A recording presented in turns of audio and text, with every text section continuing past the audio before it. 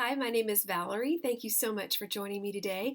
I first of all want to apologize to those of you who have left comments for me on my YouTube videos and I have not replied or responded in any way. That is because I don't know what I'm doing.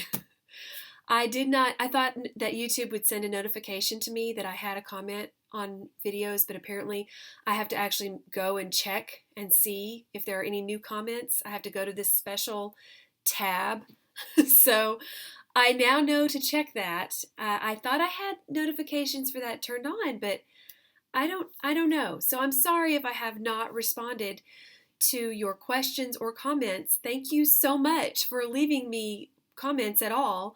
I appreciate it, and I'm really sorry that I have not responded until now on some of them. But one of you wonderful people who have been watching asked me how I store some of my Abeka materials, my Abeka flashcards, and I'm so glad that I saw that question before I got rid of a lot of that material because I won't be using elementary flashcards any longer. So I wanted to quickly show you what I've been doing. Now, for years, I stored things in plastic totes because that's really all I had the space for, or that I could do, and I wanted something safe, so I invested in the plastic totes to keep them dry and everything. But then we didn't really have room for the big totes, and I needed access to the materials, and digging through totes in my garage or wherever was awkward. So I tried to find a better way to do that. So some of the solutions that I came up with, I have here, it's empty now. So I have this storage file box. It holds hanging folders. You can see here, these little edges will hold a hanging folder, and that's what I bought them for. When we were newlyweds, I bought this years ago to store our like W-2 forms and taxes and pay stubs and bills and things like that, receipts, because we were young and didn't have anything, and this was plenty. Obviously, we outgrew that within a few years of having children, but the dimensions of this are approximately 5.5 inches wide and about 11 inches tall. And it has really served me well for different purposes over the years. And most recently, I have used it to store these basic Phonics flashcards. I plan to be getting rid of these soon. These are about 8.5 by 11 sheets of paper size. They fit perfectly in that file container. They would also fit if you had a file box, like a plastic file, instead of a file cabinet, they make totes that are that size that hold hanging folders, like this one, only larger, would fit in that as well. This is nice because these are very good quality. They're very heavy, and if you put them in a hanging file folder, you would really have to divide them up by the sections so that there wouldn't be too many in each folder. Otherwise, it would be too much on the weight. But that would be a nice way to organize them by color, because the different colors represent different charts that the students learn, which is all spelled out for you beautifully in the Abeka guides, the lesson guides. Also, this book will fit in there with them, the Handbook for Reading Teachers edition. Also, these flashcards, the manuscript flashcards, would fit. They're the same size. They fit perfectly. And there are lots of different flashcards. I do not, by any stretch of the imagination, have everything that Abeka produces. I've made a whole video on how you don't really have to have all of those things, and I'll link to that in the description box below if you're interested. But also these cards, I used these when I taught 4th or 5th grade science. I can't remember now off the top of my head which one they go with, but it's all the state birds, and so they are the same size, and I also store those in this same little file drawer. Another thing they will fit in one of these. They all go in there really nicely. I mean, they don't all fit at once, but you can get to those very, very easily. Another tip in keeping things organized are using these little sticky tabs. You can write on them, whatever, and they are disposable. They just peel and stick like that.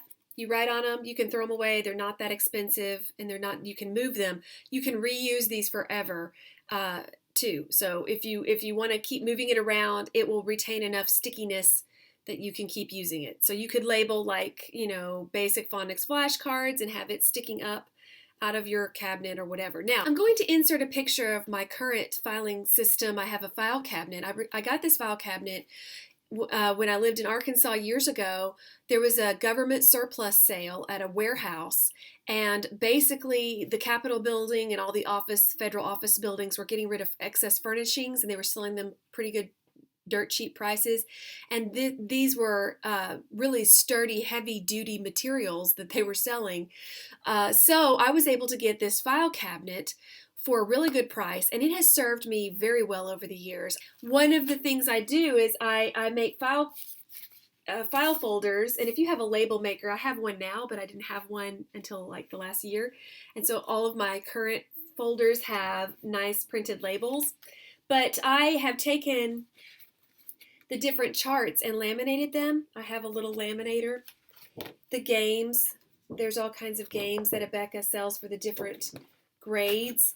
And what I do is I take, the charts will fit perfectly in the folder. Then any little pieces I have, I just put into an envelope. So this has like the birthday graph pieces. I just put them in an envelope.